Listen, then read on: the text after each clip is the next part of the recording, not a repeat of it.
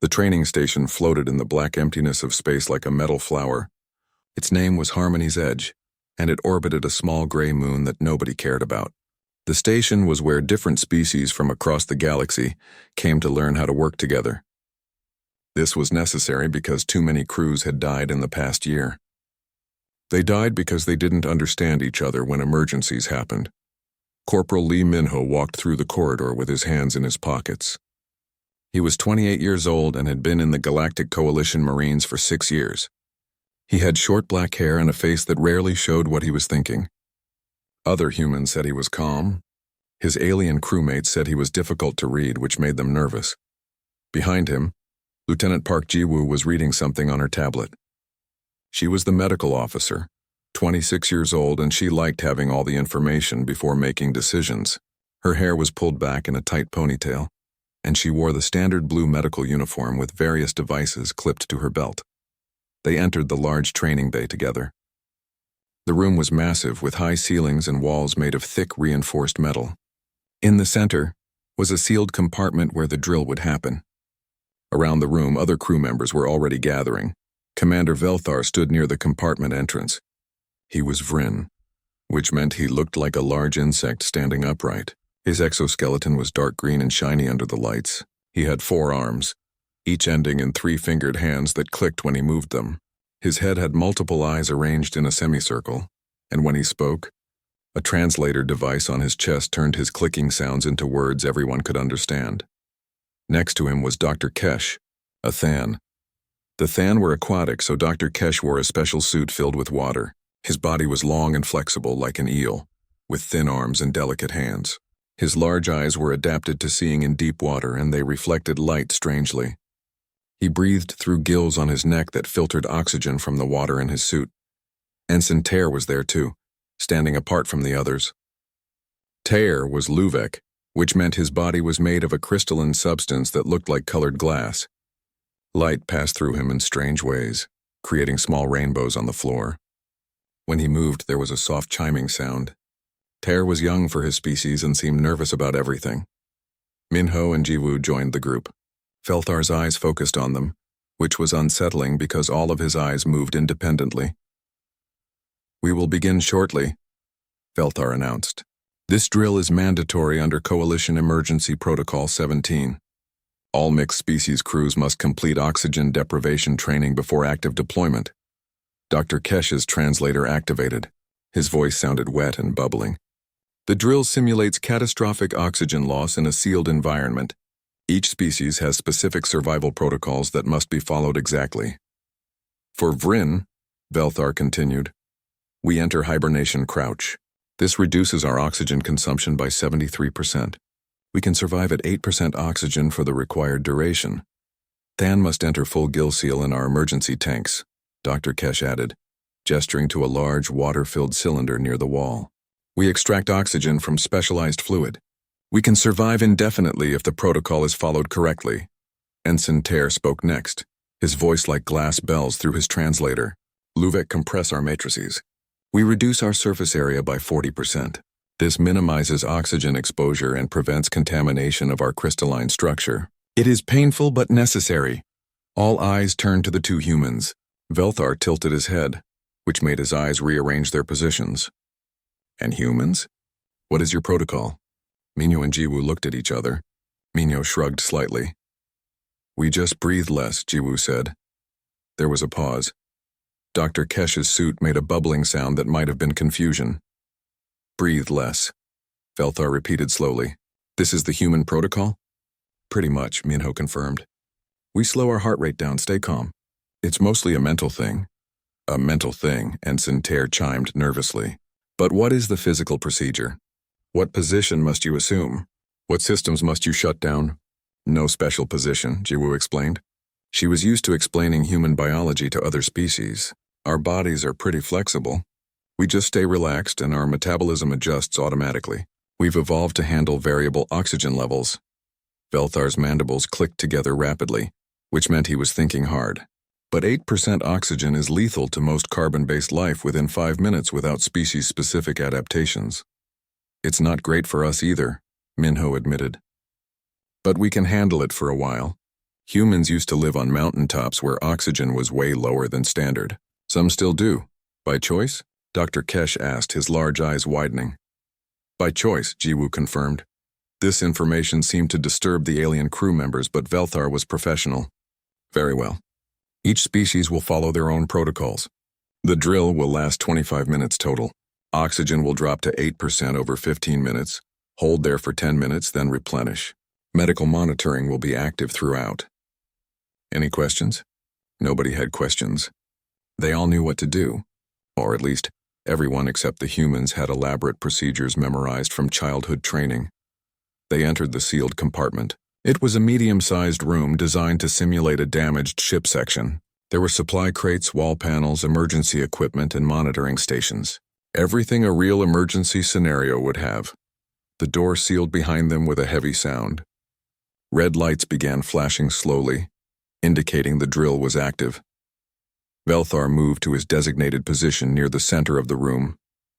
Oxygen reduction begins in 30 seconds. All personnel prepare protocols. Dr. Kesh swam through the air in his suit toward the emergency tank. Ensign Ter moved to a corner where he would have room for his compression. Velthar stood ready to enter his crouch. Minho and Jiwoo walked to the monitoring stations and started checking the equipment. 20 seconds, Velthar announced. The other species were visibly preparing themselves mentally. This drill was dangerous even with protocols. Species had died in training before when procedures were not followed exactly. 10 seconds. Dr. Kesh climbed into his tank. Ensign Ter's crystalline body began to shift and compress slightly. Velthar's legs bent, ready to drop into the hibernation crouch. 5 seconds. Minho pulled up a supply inventory on one of the screens. Jiwoo was calibrating the medical sensors. Drill active. Oxygen reduction initiated. A soft hissing sound filled the room as the atmospheric processors began removing oxygen and replacing it with neutral gas. The percentage display on the wall started dropping slowly. 20%, 19%, 18%. Velthar folded into his crouch, his body becoming compact and still. His eyes closed one by one until only 2 remained open, watching the room with minimal awareness. Dr. Kesh submerged completely in his tank, his gills sealing. Only his eyes remained visible, and they tracked the oxygen readings with concern. Ensign Ter compressed with a sound like cracking ice. His body became smaller, denser, and the light passing through him changed color. He was completely still, almost like a statue. The humans continued working at their stations. 16% oxygen, 15%, 14%. Minho typed something into the console, organizing the supply manifest. Jiwoo walked across the room to check on the alien crew members' vital signs. Her footsteps echoed in the increasingly thin air. 13%, 12%. The drill had truly begun, and already the difference between species was becoming clear. 3 crew members were locked in survival mode, fighting to stay alive. 2 crew members were doing inventory and checking sensors. 11% oxygen. Minho glanced at the readout, then back at his screen. Jiwoo made a note on her tablet. The galaxy was about to learn something new about humans, something that would change how everyone thought about emergency protocols. But right now, in this moment, the humans were just 2 people doing their jobs while the air slowly ran out. The training station floated in the black emptiness of space like a metal flower. Its name was Harmony's Edge, and it orbited a small gray moon that nobody cared about. The station was where different species from across the galaxy came to learn how to work together. This was necessary because too many crews had died in the past year. They died because they didn't understand each other when emergencies happened. Corporal Lee Minho walked through the corridor with his hands in his pockets. He was 28 years old and had been in the Galactic Coalition Marines for 6 years.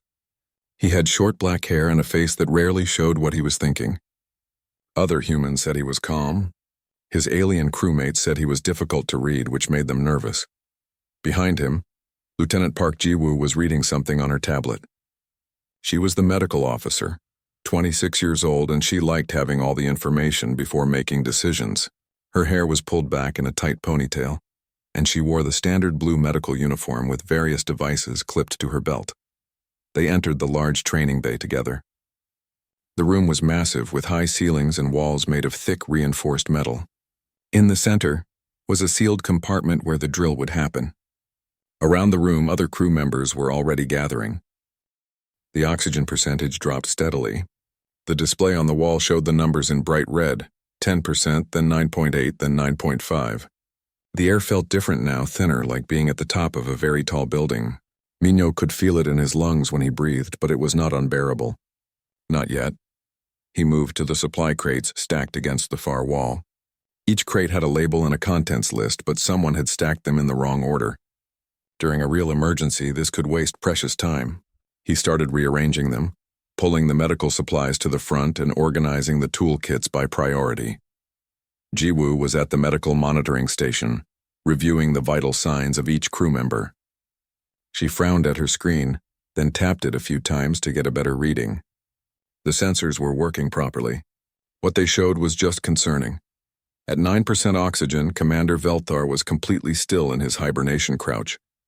His vital signs had dropped dramatically, exactly as they were supposed to. His heart rate was barely detectable. His breathing had slowed to almost nothing. The Vryn body entered a state similar to death, preserving every molecule of oxygen for critical brain functions. It looked peaceful, but Jiwoo knew that internally Velthar's body was under enormous stress. Every cell was screaming for oxygen while the conscious mind was suppressed to save energy. Dr. Kesh in his tank showed similar stress. His gills were sealed tight and he was motionless in the specialized fluid. The fluid contained dissolved oxygen molecules, but not many, just enough to keep his brain alive for the duration of the drill. His heart rate was slow and irregular. His eyes were closed now. Being in gill seal was apparently very unpleasant for Than, though they rarely talked about it. Ensign Tear's readings were the most concerning. His compressed form was stable, but the strain was visible even through his crystalline structure. Small cracks were forming and healing repeatedly at the stress points. His internal temperature was rising from the compression. For Luvek, this drill was genuinely painful, but it was still better than oxygen deprivation, which could contaminate their entire molecular structure and cause permanent damage. 8.5% oxygen. Minho finished organizing the crates and walked back toward the center of the room. His steps were measured and careful, but he was still moving normally. Jiwoo glanced up as he approached. "How are they doing?" Minho asked, looking at her screen. "Stable," Jiwoo replied. "Velthar and Kesh are within expected parameters. Tear's stress levels are higher than the baseline, though. Is that normal for Luvek? I'm not sure. This is only the third time I've monitored one during this drill." She tapped the screen again. "It might just be individual variation, or he might be more nervous than the others were." Minho nodded. He could understand that. Tear always seemed nervous about something. 8% oxygen. The alarm changed tone. This was the critical threshold, the point where most species would begin dying without their protocols. The red lights flashed faster now, and an automated voice announced, "Critical oxygen level reached. Protocol compliance mandatory. Hold duration 10 minutes. 10 minutes at 8% oxygen. For the aliens in the room, this was the edge of survival. Their protocols were all that stood between them and death. Minho walked over to check the door seals. It was busy work, really, since the seals were monitored electronically, but it gave him something to do. The seals were fine. Everything was fine. He just needed to wait out the remaining time. Jiwoo stood up from her station and walked across the room to get a closer look at Ensign Tear's compressed form. At 8% oxygen, her breathing had become more deliberate. She was aware of each breath now, aware of the thin quality of the air, but her mind was still clear. Her hands were still steady. She knelt down next to Tear's position and adjusted the medical sensor that had shifted slightly when he compressed. 7.9% oxygen. The level was holding steady now, right at the critical threshold. Minho was checking the emergency equipment lockers. Each locker contained breathing masks, emergency oxygen cartridges, and first aid supplies. He pulled out the inventory list and started counting items, making sure everything matched. 2 masks in locker 1, correct? 3 oxygen cartridges, correct? First aid kit sealed and undamaged, correct? "Hey," he called across the room to Jiwoo. "Do you know if standing or sitting doesn't matter?" Jiwoo looked up from Tear's readings. "What? For oxygen consumption? At these levels, does it matter if we stand or sit?" She thought about it for a moment, her head tilted slightly. Technically, sitting is more efficient. Your heart doesn't have to work as hard to pump blood, but the difference is pretty small. Maybe 5 or 10% less oxygen use. Should we sit then? Well, we could. Why? Minho shrugged. Just wondering. I'm trying to organize these lockers, so I'll be standing anyway. Okay, Jiwoo said and went back to monitoring. It was such a casual conversation. Just two people discussing whether to stand or sit, as if they were deciding where to eat lunch. The tone of it, the complete lack of urgency, would have shocked any conscious observer. But the only conscious observers were the two humans, and to them this was just another day. Minho continued his inventory check. Locker 2, Locker 3, Locker 4. Everything was accounted for. He made notes on a tablet about supplies that were getting close to their expiration dates. During a real emergency, expired equipment could fail at the worst possible moment. Jiwoo sat down at one point, but only because she was reviewing data files at the lower monitoring station. She spent about 3 minutes sitting, reading through medical protocols for mixed-species crews. Then she stood up again and walked back to check on Dr. Kesh's tank readings. 5 minutes into the hold. 8% oxygen. Halfway done, the aliens were suffering. Even in their protective protocols, their bodies were at the absolute limit of survival. Velthar's mandibles were trembling slightly despite his hibernation state. Dr. Kesh's gills were twitching, trying to extract more oxygen from fluid that had almost none left to give. Ensign Ter's crystalline structure had developed more stress fractures, creating a web of thin lines across his compressed body. Minho noticed Ter's condition when he walked past. He stopped and looked at the readings more carefully. Jiwoo, come look at this. She walked over, her movements still controlled and precise despite the thin air. Together they examined Ensign Ter's vital signs. His stress levels are really high, Minho observed. Yeah, Jiwoo agreed. The compression is causing more damage than the oxygen deprivation would in a real scenario. Look at these fracture patterns. They both studied the data. Around them, the air was slowly killing any unprotected creature. But they stood there analyzing medical data like scientists in a comfortable laboratory. Should we note this for the debrief? Minho asked. Definitely. If this were a real emergency, we might need to modify the protocol for Lubeck crew members. The standard compression might be too aggressive. Makes sense. Minho pulled out his tablet and made a note. His fingers moved steadily across the screen. No trembling, no hesitation. 7 minutes into the hold, Jiwoo walked back to the main monitoring station. She was breathing more carefully now, taking slower and deeper breaths. Her face showed concentration but not panic. This was simply a situation that required attention. Minho finished his notes and looked around the room. There was not much else to do. All the equipment was organized. All the supplies were counted. The emergency lockers were ready. He had effectively prepared the room for any real emergency that might follow the drill. He sat down on one of the supply crates, but only because he was now working on organizing the tablet inventory system.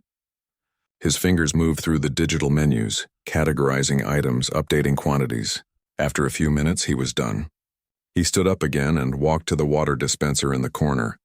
The dispenser was one of the emergency supplies containing purified water for survival situations. Minho pressed the button and filled a small cup. He drank it, then filled another cup and brought it to Jiwoo. Thanks, she said, taking the water. She drank half of it, then set the cup down to continue her monitoring. 9 minutes into the hold. 1 minute remaining at 8% oxygen. The automated voice announced, oxygen restoration in 60 seconds.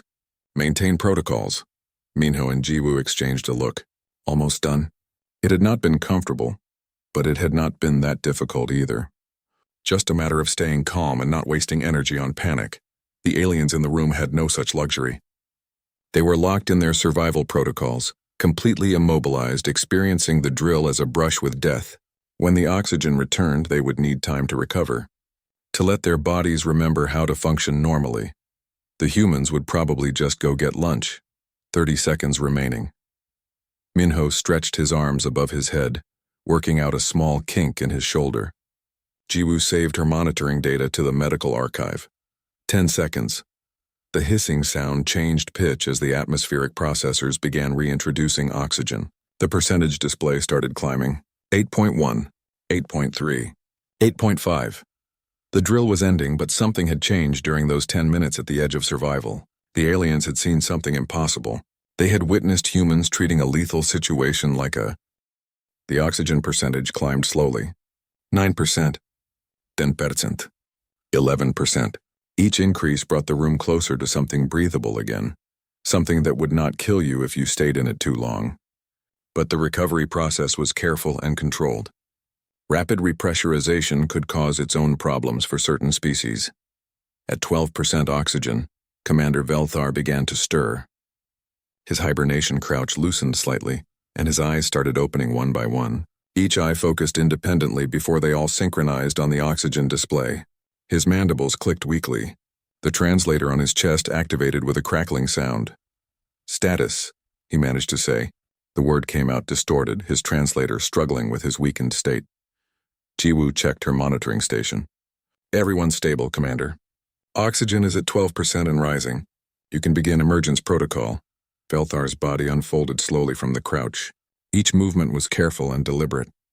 The hibernation state was hard on Vryn bodies. Coming out of it too quickly could cause muscle damage or joint problems. He had to let his metabolism remember how to function normally. In his tank, Dr. Kesh was also stirring. His gills unsealed with a visible shudder that ran through his entire body. His eyes opened, large and disoriented.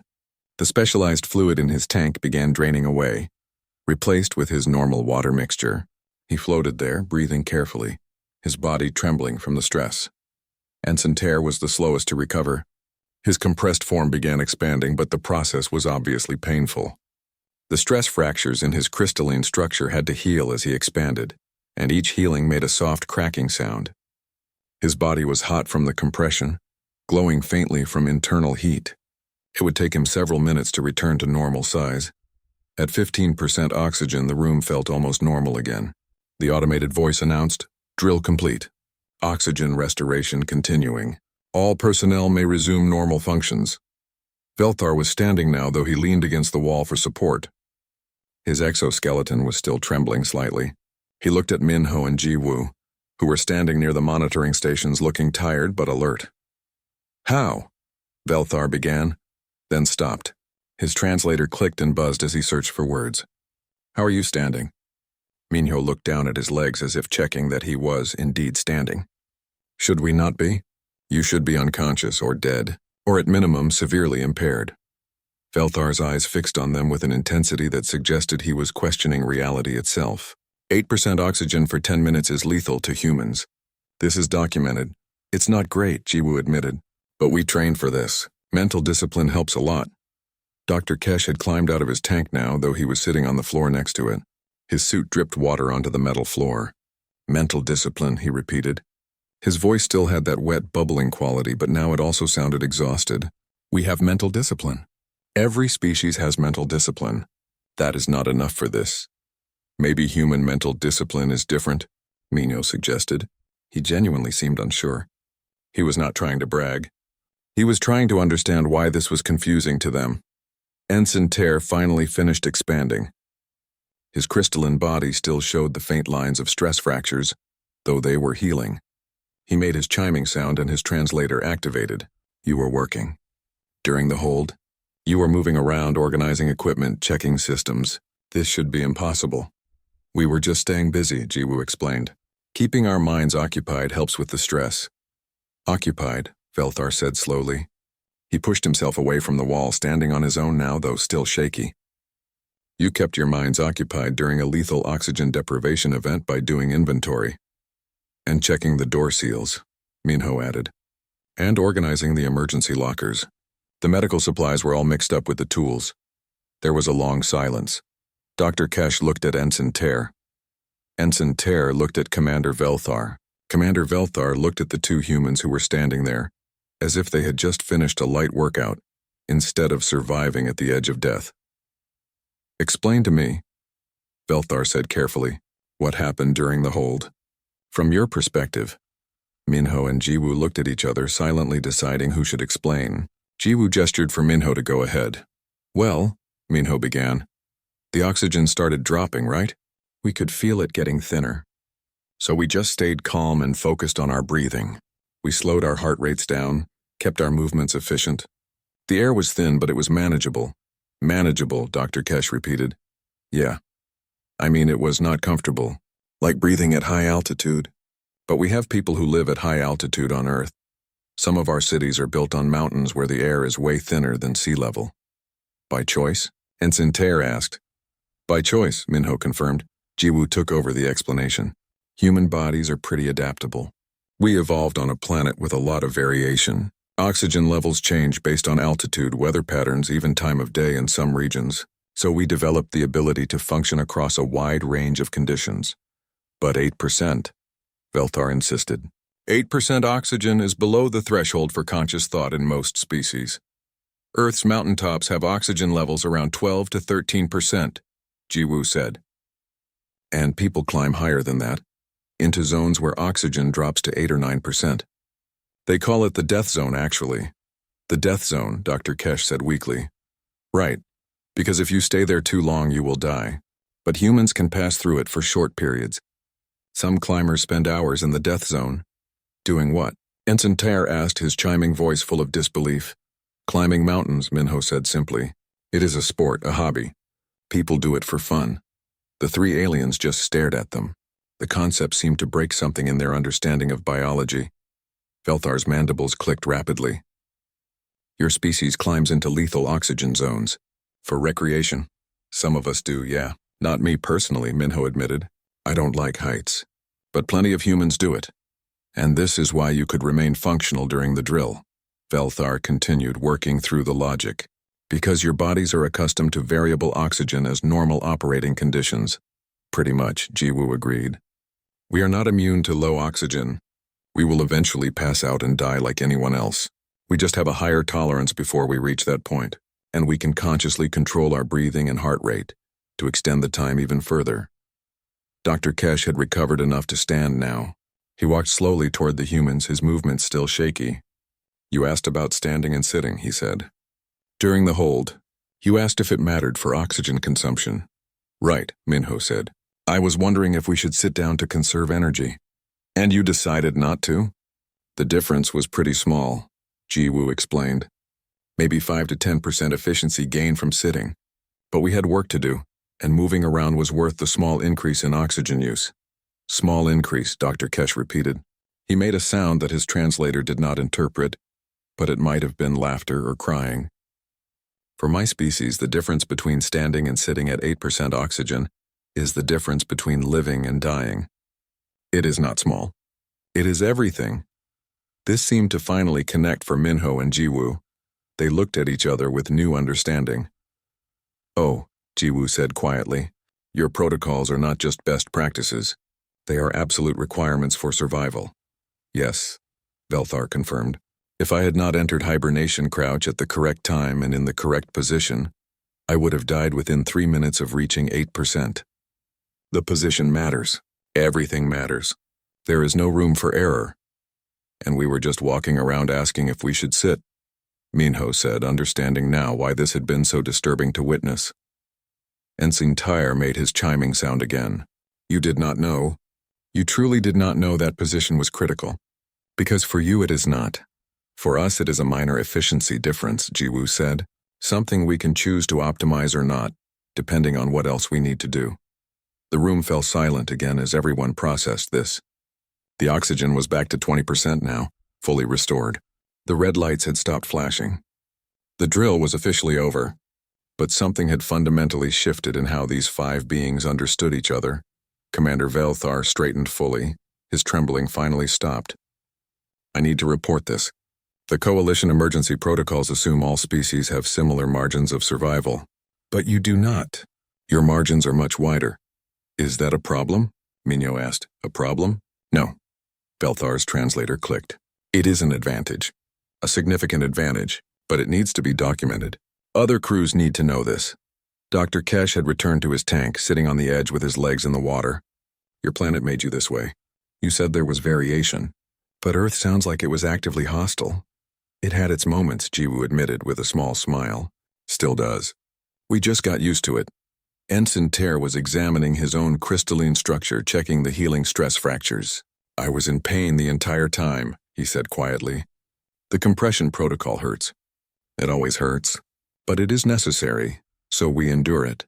And the whole time I was in pain, you two were organizing equipment and asking casual questions about whether to stand or sit. The debrief room was smaller than the training compartment, with a round table in the center and comfortable seats designed to accommodate different body types. Commander Velthar sat in his specialized chair, his exoskeleton still showing signs of stress from the drill. Dr. Kesh had a seat that was partially filled with water. Ensign Ter sat very still, his crystalline body still faintly warm from the compression. Minho and Jiwoo sat in standard chairs, looking alert and ready. They had each drunk some water and eaten an energy bar from the vending machine in the hallway. Otherwise, they seemed completely recovered from the drill. The drill supervisor was another Vrin named Commander Ral. She was older than Velthar, her exoskeleton darker and marked with the scars of long service. She had been conducting these drills for 15 years and thought she had seen everything. Today was about to prove her wrong. Standard post-drill debrief, Ral announced, activating the recording system. Training Station Harmony's Edge. Drill reference 7742. Mixed species crew. Oxygen deprivation scenario. All personnel survived and protocols were followed. She paused. Mostly, her eyes all of them focused on the two humans. Corporal Lee Minho and Lieutenant Park Jiwoo, human personnel. Your behavior during the drill was highly irregular. How so? Minho asked. Rao pulled up the video footage from the training compartment. The screen on the wall showed the drill from multiple angles. She played it at increased speed, showing the oxygen percentage dropping while the 3 alien crew members entered their survival protocols. Then she slowed to normal speed when the oxygen reached 8%. The video showed Minho organizing supply crates. It showed Jiwoo walking across the room to check monitors. It showed them having a conversation about standing versus sitting. This, Ral said, freezing the video, should not be possible.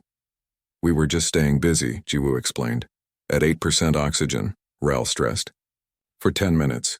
That is a 13-minute exposure below the conscious threshold for your species. Is it though? Jiwoo asked. She pulled out her tablet. I have been looking at the Coalition Medical Database.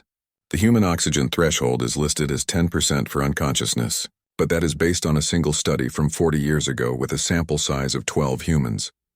That is the accepted scientific data, Ral said. It is incomplete data, Jiwoo countered respectfully. Humans have a wide range of oxygen tolerance depending on acclimatization, physical fitness, and mental training.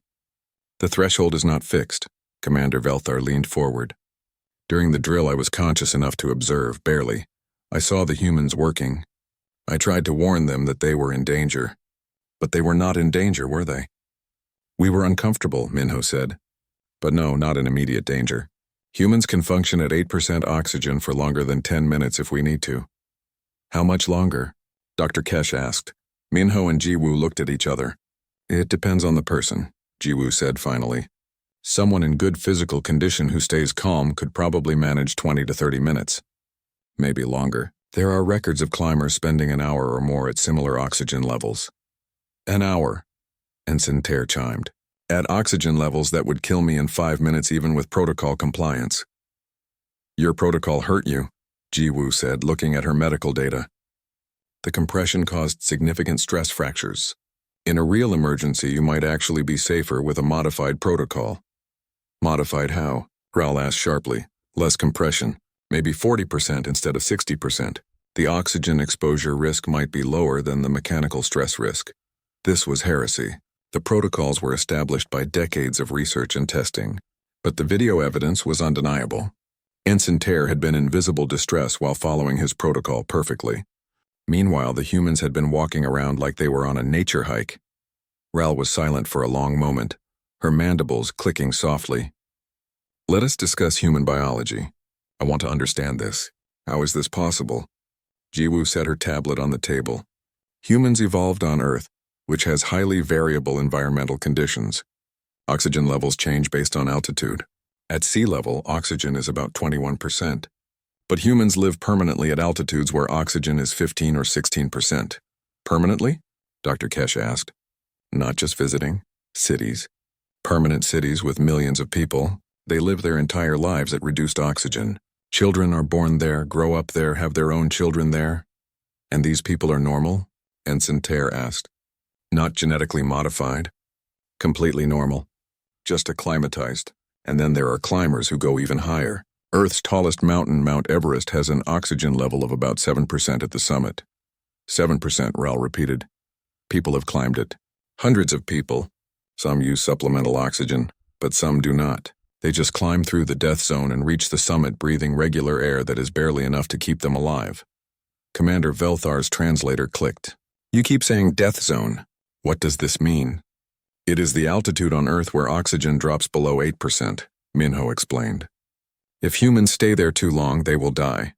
But we can pass through it. Our bodies have emergency adaptations that kick in. What kind of adaptations? Raoul asked. She was leaning forward now, genuinely curious. Jiwoo pulled up a human physiology chart on the screen. When oxygen drops, our bodies increase red blood cell production. Our heart rate changes to maximize oxygen delivery to the brain. Our metabolism shifts to preserve energy. And most importantly, we have conscious control over our breathing and heart rate. All species have some autonomic control, Dr. Kesh pointed out. Not like humans, Jiwoo said. Humans can enter meditative states where we slow our heart rate by 30 or 40%. We can hold our breath for several minutes with training.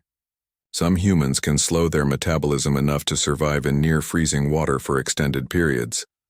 This sounds like hibernation, Velthar said. It is not that extreme, but it is in that direction. We have partial voluntary control over autonomic functions that other species handle entirely unconsciously. Raoul was processing this information, trying to fit it into her understanding of biology. So when the oxygen dropped during the drill, your body's automatically adapted? Yes and no, Minho said. The adaptation is partly automatic, but we also consciously help it along. We stay calm, we control our breathing, we avoid panic. Panic uses a lot of oxygen. That is why you were working, Ensign Ter realized. You were keeping your minds busy to avoid panic. Exactly, Jiwoo confirmed. If we had just sat there thinking about the low oxygen, we might have started to panic. That would have made things worse. So we did useful work and stayed focused. Dr. Kesh made his bubbling sound again. Your planet was trying to kill you constantly. Pretty much, Minho agreed. Earth has hostile weather, dangerous predators, variable oxygen, extreme temperatures, frequent natural disasters. Humans evolved to handle all of it. How did your species survive long enough to develop civilization? Raoul asked. We are very stubborn, Jiwoo said with a slight smile, and very adaptable. If one area became too dangerous, we moved. If the weather turned bad, we built shelters. If food was scarce, we found new food sources. We just kept solving problems until we ended up on top of the food chain. And then you looked at your most dangerous mountains and decided to climb them for fun, Velthar added. Well, not immediately. That came later, after we had solved most of the survival problems. Then we started looking for new challenges. Raoul leaned back in her chair. I need to report this to Coalition Command. This changes emergency protocols significantly. How so? Minho asked. In mixed-species crews, when oxygen drops to critical levels, most crew members must enter survival protocols immediately. They become non-functional, but humans remain functional. This means humans can conduct rescue operations, make repairs, maintain critical systems while other species are in protocol. We could be designated emergency responders, Jiwoo said. Understanding? Yes, during oxygen emergencies, human crew members would have specific responsibilities that no other species could handle. This is a significant advantage. It is unfair, Ensign Ter said quietly. Everyone looked at him. His crystalline structure chimed softly. I do not mean that badly, but it is unfair that humans can do this and we cannot. Your planet was horrible to you and somehow that made you stronger. My planet was kind to us, stable and safe, so we became specialized and fragile. There was a sadness in his voice that the translator captured perfectly. Minho looked at him thoughtfully. I never thought about it that way. But you are right. Earth was not kind to us, so we learned to survive unkindness. Your planet gave you what you needed, so you never had to develop these adaptations. Every species evolves for their environment, Jiwoo added gently. You have abilities we do not have. Your crystalline structure can process certain wavelengths of radiation that would kill us. Dr. Kesh can survive in underwater pressures that would crush human bodies. Commander Velthar's exoskeleton is stronger than human bone. We all have advantages and disadvantages. But in an oxygen emergency, human advantages are critical, Raoul said. bringing the conversation back to practical matters. 3 weeks after the drill, everything had changed. Commander Raoul's report had traveled through Coalition Command faster than anyone expected. Apparently, the story of 2 humans casually working through a lethal oxygen drill while asking if standing or sitting mattered had captured the attention of senior officers across multiple species. Within 5 days, the report was flagged for priority review. Within 10 days, a new emergency protocol was drafted. Within 3 weeks, it was approved and distributed. To every Coalition vessel and station, the document was officially titled Emergency Response Protocol. Addendum: Human Physiological Adaptations in Low Oxygen Environments, but everyone just called it the human. Protocol. Minho was reading it in the station cafeteria when Jiwoo sat down across from him with her lunch tray. She had some kind of noodle soup and a piece of fruit that looked like an earth apple but was bright purple. "Have you seen this?" Minho asked, turning his tablet so she could see. Jiwoo leaned forward, reading while she ate a spoonful of soup. Her eyes moved across the screen, and her expression shifted from curious to surprised to amused. "They designated us as emergency oxygen responders," she said. "That is a whole new job classification. Apparently we get extra pay for it," Minho pointed out, scrolling down. "Hazard pay, technically, because we will be functioning in environments that are considered lethal, even though they are not lethal to us." "Exactly." Jiwoo took another bite of soup, thinking, "It makes sense, though. If oxygen drops to critical levels, all the other species will be in survival protocols. Someone needs to keep the ship running, and that someone is humans." "That someone is humans," she agreed. Across the cafeteria, Ensign Ter entered with Dr. Kesh. They spotted the 2 humans and walked over. Ter's crystalline structure had fully healed from the drill, and he moved with less nervousness now. The shared experience seemed to have given him more confidence. "May we join you?" Dr. Kesh asked, his translator bubbling the words. "Of course," Minho said, gesturing to the empty seats. They sat down. Dr. Kesh had brought something that looked like thick-colored water in a sealed container. Ter did not eat in the traditional sense, but he had a small device that emitted specific light wavelengths he could absorb. "We read the new protocol," Ter chimed. "You are now officially emergency responders during oxygen crises." "Looks that way," Jiwoo said. "How do you feel about that?" Dr. Kesh asked. "It is a significant responsibility." Minho shrugged. "It is fine. We were going to help anyway if something happened. Now we just have official permission and training." "Official training," Ter repeated. "What kind of training?" "Advanced emergency procedures," Jiwoo explained. "Ship systems repair, emergency medical care, rescue operations. Basically everything that might need to be done when oxygen is low and everyone else is in protocols." "It sounds dangerous," Dr. Kesh observed. "It is dangerous," Minho agreed. "But someone has to do it, and we are the only ones who can." They ate in comfortable silence for a moment. The cafeteria was busy, filled with crew members from a dozen different species. Some were eating, some were absorbing nutrients in their own ways, some were just socializing. The station felt alive with activity. "I have a question," Ter said suddenly. His crystalline structure pulsed with color, which Jiwoo had learned meant he was nervous. "Your question during the drill. About standing and sitting. Has it really become famous?" Minho and Jiwoo looked at each other and laughed. "Apparently," Jiwoo said. "I have gotten at least 20 messages from other humans on different stations asking if I was there when Minho asked the question." "It is all over the human networks," Minho admitted, looking embarrassed. "Someone made it into a meme. There are pictures of humans doing dangerous things with the caption, 'Standing or sitting doesn't matter.'" "What is a meme?"